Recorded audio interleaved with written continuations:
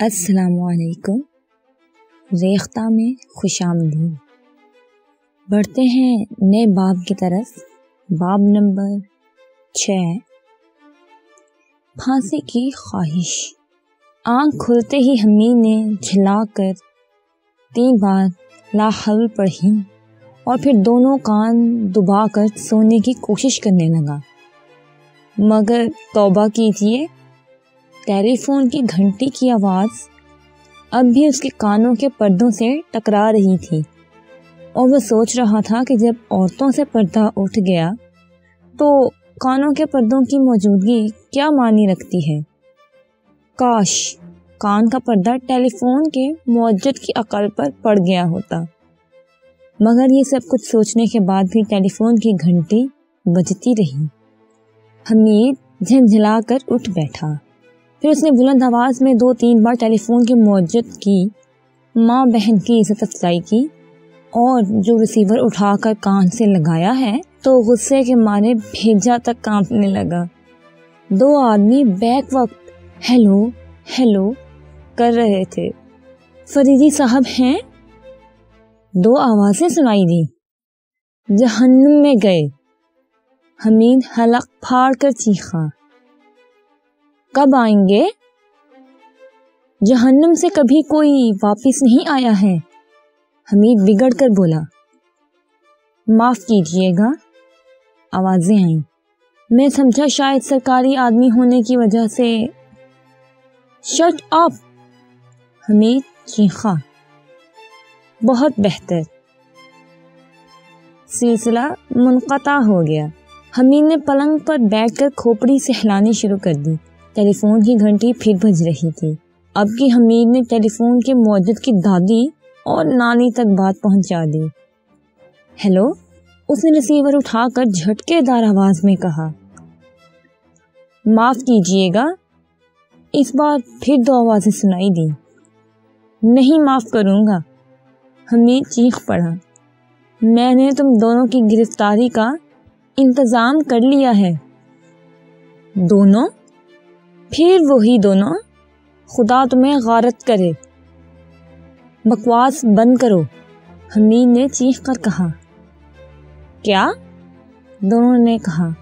معاف کیجیے گا، سنا نہیں؟ میں کہتا ہوں بکواس بند کرو، حمید اتنی زور سے چیخا کہ آواز پھٹ گئی۔ پھر نہیں سنا؟ کیا آپ زور سے نہیں بول سکتے؟ ہاں تمہاری۔ حمید نے ریسیور میز پر پٹخ دیا۔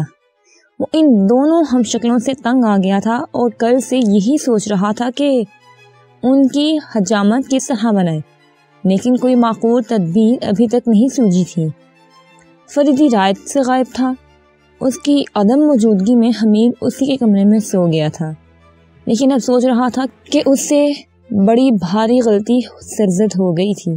اگر وہ اپنے کمرے میں سوتا تو اتنے سویرے کیوں اٹھنا پڑتا؟ حالانکہ اس کے سونے کے کمرے اور فریدی کے بیڈ روم میں ایک ہی دیوار حائل تھی، لیکن اگر وہ اپنے کمرے میں سویا ہوتا تو فریدی کے کمرے میں رکھے ہوئے فون کی گھنٹی اسے نہ جگا سکتی۔ اس نے ریسیور کو میز ہی پر پڑا رہنے دیا اور اٹھ کر باہر چلا گیا۔ سورج طلوع ہو رہا تھا۔ شاید حمید نے کئی ماہ بعد سورج طلوع ہونے کا ناگوار منظر دیکھا تھا، اسی لیے اس نے زیادہ دیر تک اس سے طبیعت بیزار کرنا مناسب نہ سمجھا۔ بیرونی برآمدے میں آ کر اس نے دیکھا کہ فریدی ایک دیسی کتے کو کچے گوشت کے پارچے کھلا رہا ہے۔ کیوں؟ کیا اب دیسی کتوں سے بھی شوق فرمایا جائے گا؟ اس نے بوکھلا کر کہا۔ فریدی نے کوئی جواب نہ دیا۔ وہ کتے کو ان حماق سے دیکھ رہا تھا جو اپنا سر جھٹک جھٹک کر ایک بڑے سے پارچے کو نگلنے کی کوشش کر رہا تھا۔ فریدی نے ایک دوسرے پارچے پر ڈاک کا ایک ٹکٹ چپکایا اور کتے کے آگے ڈال دیا۔ پہلا پارچہ اگل کر اس کی طرف لپکا۔ ہائے! حمید اچھل کر بولا۔ آپ کی طبیعت تو اچھی ہے نا؟ بکو مت، فریدی کرسی کی طرف اشارہ کر کے بولا۔ بیٹھ جاؤ۔ کتا ٹکٹ لگا ہوا پارچہ کھا چکنے کے بعد اگلے ہوئے ٹکڑے کو چبانے لگا۔ فریدی دوسرے پارچے پر ٹکٹ چپکا رہا تھا۔ اے پروردگار، حمید آنکھیں پھاڑ کر بولا، یہ خواب ہے یا بیداری؟ میں زندہ ہوں یا مردہ؟ کیا بک رہے ہو؟ فریدی نے کہا۔ ارے یہ ٹکٹ کیوں؟ کیا ویسے پارچہ بے رنگ ہو جائے گا؟ ابے او کتے، تو کتا ہے یا پوسٹ ماسٹر؟ کتے نے اس کے متعلق پرواہ نہ کی۔ ممکن ہے کہ اس نے سوچا ہو کہ آدمی بھونکا ہی کرتے ہیں۔ مت ٹائیں ٹائیں کرو، فریدی بڑبڑا کر رہ گیا۔ اس نے پھر ایک پارچہ پھینکا۔ کتے نے اسے اوپر روک کر چبانا شروع کر دیا، لیکن دوسرے لمحے میں اس کے منہ سے ایک تیز قسم کی آواز نکلی جو بتدریج کم ہوتی گئی اور ساتھ ہی ساتھ اس کے اگلے پیر بھی آگے کی طرف پھیلتے گئے۔ وہ دونوں پیروں کے درمیان سر رکھے پلکیں چپکاتا ہوا خاموشی سے مر رہا تھا۔ فریدی جھک کر اسے دیکھنے لگا۔ ٹھنڈا ہو گیا۔ اس نے سیدھا کھڑے ہو کر کہا۔ حمید کا عجیب عالم تھا، کبھی وہ فریدی کی طرف دیکھتا تھا اور کبھی کتے کی طرف۔ فریدی کے ہاتھ میں 3 ٹکٹ اور تھے۔ اس نے انہیں احتیاط سے جیب میں رکھ لیا۔ یہ کیا ہوا؟ حمید نے احمقوں کی طرح پوچھا۔ دکھائی نہیں دیتا؟ دکھائی دیتا ہے، لیکن اس کی روانگی وزیریہ رجسٹری ہوئی ہے یا ہوائی ڈاک سے؟ آخر آپ مجھے الو کیوں سمجھتے ہیں؟ کیوں جان لی اس غریب کی؟ اسی طرح بیچارہ اختر بھی۔ کیا؟ حمید پھر اچھل پڑا۔ ہاں حمید صاحب، اس کی موت کا باعث بھی ایک ٹکٹ ہی ہوا ہے، یعنی تمہارا سر۔ اتنی معمولی باتوں کی وضاحت مت چاہا کرو۔ باخدا میں نہیں سمجھا۔ کیا تمہیں وہ لفافہ یاد نہیں جو مقتول کے ہاتھ کے نیچے دبا ہوا ملا تھا؟ اسے تو میں بالکل ہی بھول گیا تھا۔ لفافے کا وہ حصہ ہاتھ کے نیچے تھا جس پر ٹکٹ چپکا ہوا تھا۔ غالباً اس نے ٹکٹ کو زبان پر رکھ کر نم کیا ہوگا اور پھر اسے چپکاتے ختم ہو گیا۔ زہر؟ حمید آنکھیں پھاڑ کر بولا۔ اتنا سریع اثر؟ اس کتے کی موت تو دیکھ ہی چکے ہو۔ دیکھو نا، اس پارچے کو کچلتے ہی کچلتے اس کی موت واقع ہو گئی۔ حلق کے نیچے اتارنے کی نوبت ہی نہیں آئی۔ ٹکٹ کے پیچھے لگی ہوئی گوند زہریلی ہے۔ کون سا زہر ہو سکتا ہے؟ پوٹاشیم سائنائڈ، فریدی نے کہا۔ اس سے زیادہ سریع الاثر زہر دنیا میں کوئی اور نہیں۔ زبان پر رکھا اور بیڑا پار۔ اختر کی لاش کی پوسٹ مارٹم رپورٹ بھی یہی کہتی ہے کہ موت پوٹاشیم سائنائڈ ہی سے واقع ہوئی ہے۔ یہ ٹکٹ تھے کہاں؟ اسی میز پر جہاں اس کی لاش پائی گئی تھی۔ اور پوسٹ مارٹم کی رپورٹ ملنے سے پہلے ہی آپ نے ان ٹکٹوں پر قبضہ کر لیا تھا؟ قطعی۔ آپ کا ذہن ادھر پہنچا کیسے تھا؟ نہایت آسانی سے۔ یہ تو پہلے ہی ثابت ہو چکا تھا کہ موت خنجروں سے نہیں ہوئی تھی۔ پھر وہ کوئی زہر ہی رہا ہوگا، لیکن اس موت میں بھی لاش کی وہ حالت نہ ہونی چاہیے تھی جس میں ہم نے اسے پایا۔ مجھے پوٹاشیم سائنائڈ کے علاوہ ہر زہر تھوڑی دیر تک تڑپاتا ضرور ہے۔ لفافہ برآمد ہوتے ہی میرا ذہن پوٹاشیم سائنائڈ کے امکانات پر غور کرنے لگا تھا۔ اس لفافے میں کیا تھا؟ ایک خط جو اس نے اپنے کسی دوست کو لکھا تھا۔ اسے خط کے ذریعے مجھے معلوم ہوا کہ وہ اور نعیمہ اس دوست تک پہنچنے والے تھے۔ میں تو کہتا ہوں کہ یہ انہی دونوں مردودوں کی حرکت ہے، حمید بولا۔ وہ اتنی دیدہ دلیری کے ساتھ قانون کو بے بس کر سکتے ہیں، قتل کی بھی ہمت رکھتے ہوں گے۔ فرزند من، فریدی مسکرا کر بولا۔ پوٹاشیم سائنائڈ استعمال کر چکنے کے بعد خنجروں والی حماقت کی کیا ضرورت تھی؟ ہمیں الو بنانے کے لیے، یہ ثابت کرنے کے لیے کہ اگر ہم مجرم ہوتے تو لاش میں اپنا خنجر چھوڑنے کی حماقت کبھی نہ کرتے۔ خوب، فریدی مسکرا کر بولا۔ آج کل کافی عقل مند ہو رہے ہو۔ اب آپ پوچھیں گے نہیں کہ انہیں یہ ظاہر کرنے کی ضرورت ہی کہ محسوس ہوئی کہ ان کا تعلق اس قتل سے ہے؟ ضرور پوچھوں گا، فریدی ہنس کر بولا۔ ظاہر ہے کہ انہوں نے اسے اسی لیے قتل کیا کہ وہ اس کے ساتھ بھاگ رہی تھی۔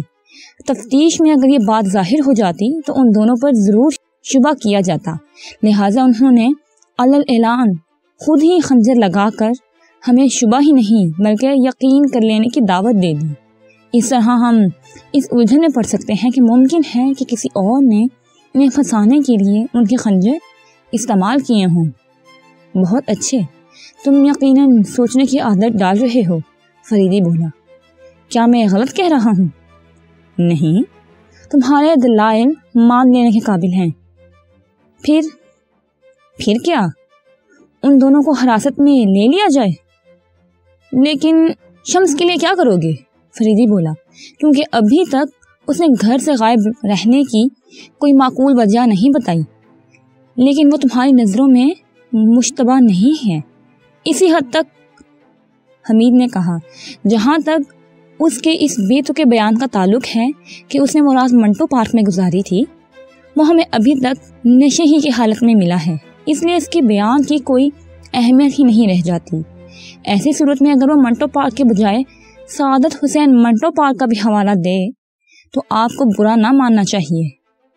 فریدی مسکرانے لگا، پھر اس نے ہنس کر کہا، تم اب بھی صبح اٹھنے کے فوائد کے قائل نہ ہو تو پھر تم پر 3 حرف۔ ہمیں ضرورت سے زیادہ سنجیدہ نظر آ رہا تھا۔ اگر آپ تسلیم کیے لیتے ہیں کہ وہ گھر میں نہیں تھا تو آپ کو یہ بھی ماننا پڑے گا کہ نعیمہ کے دودھ میں افیون اس نے نہیں ملائی تھی۔ پھر اسے تو آپ انکار کر ہی نہیں سکیں گے کہ سازش کا تعلق ایک سے زیادہ آدمیوں سے ہے۔ تم یہ بھی ٹھیک کہہ رہے ہو، فریدی مسکرا کر بولا۔ پھر آپ انہیں حراست میں کیوں نہیں لیتے؟ نہ لینے میں کیا حرج ہے؟ ظاہر ہے کہ وہ کہیں جا تو سکتے ہی نہیں کیونکہ ان کے پاسپورٹ میرے پاس ہیں، لیکن میرا بھیدے تو کھا سکتے ہیں۔ صبح سے فون کر کر کے دماغ خراب کر دیا سالوں نے۔ کیا کہہ رہے تھے؟ کچھ نہیں، فضول بکواس، آپ کو پوچھا تھا، حمید نے کچھ سوچتے ہوئے کہا، پھر چونک کر بولا، یہ تو بتائیے کہ آپ کی دانس میں مجرم کو یہ یقین تھا کہ مرنے والا رات کو کوئی خط ضرور لکھے گا، اور پھر یہ بھی ضروری نہیں تھا کہ وہ رات ہی کو اسے لفافے میں بند کر کے ٹکٹ بھی چپکا دیتا۔ آخر اس نے ٹکٹ ہی کو کیوں زہر آلود کیا؟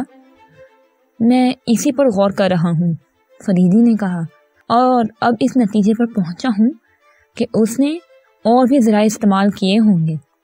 نعیمہ کے دودھ میں افیون ملانے کا مطلب یہی ہو سکتا ہے کہ مجرم کو اپنی کامیابی کا 100% یقین تھا، اور ظاہر ہے کہ وہ یقین محض ٹکٹ کی بنا پر نہیں ہو سکتا ہے اس نے اختر کے استعمال میں آنے والی دوسری چیزوں کو بھی زہر آلود کیا ہو، مثلاً او حمید صاحب، میں اس سراہی کو تو بھول ہی گیا جو اسی میز سے قریب رکھی ہوئی تھی۔ یہ بھی اچھا ہی ہوا کہ میں نے لائبریری کو مقفل کرا دیا تھا۔ اچھا، افیون کے متعلق کیا خیال ہے؟ اگر افیون اس ملازمہ نے نہیں ملائی تو وہ اس وقت دودھ میں ڈالی گئی جب وہ پیالے کو برآمدے میں چھوڑ کر ٹنکچر آیوڈین لینے چلی گئی تھی۔ ظہیر صاحب کی دادی افیون کی عادی ہیں، حمید بولا۔ تو اس سے کیا مطلب؟ یہ کہ شاید انہی کی افیون استعمال کی گئی ہو۔ کیا وہ خود ہی استعمال نہیں کر سکتی؟ اچھا، کیا ان پر بھی شبہ ہے؟ حمید بولا، کیوں نہیں؟ جب شکوک کے اسباب موجود ہوں تو شبہ نہ کرنا بھی کفر ہے۔ یعنی اگر تمہارا یہ خیال صحیح ہے کہ وہ دونوں قاتل ہیں تو اس معاملے میں دادی ہی ان کی مددگار ہو سکتی ہے۔ یہ دادی کی خواہش تھی کہ صغیر کی شادی نعیمہ سے ہو۔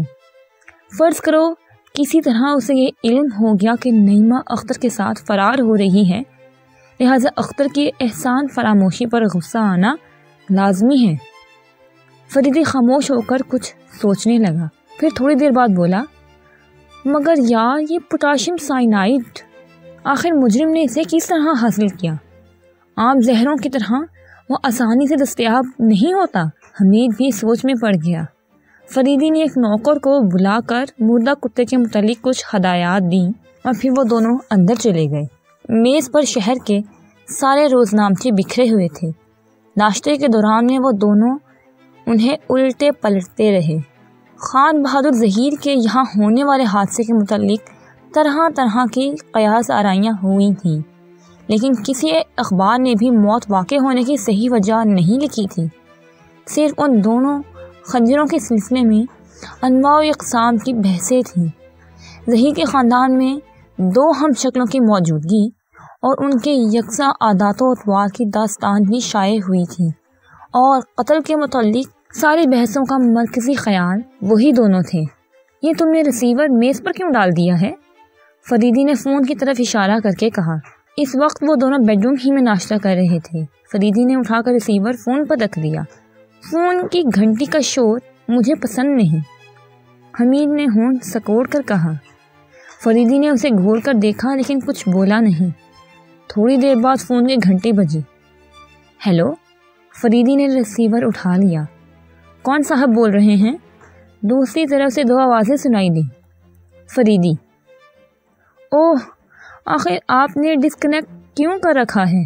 1 گھنٹے سے کوشش کر رہا ہوں۔ کہیے کیا بات ہے؟ فریدی نے پوچھا۔ خدا را مجھے حراست میں لے لیجئے، 2 آوازیں آئیں۔ کیوں؟ گھر والوں نے پریشان کر ہی رکھا تھا، اب اخبار والے بھی پیچھے پڑ گئے۔ سب نے مجھے 2 لکھا ہے۔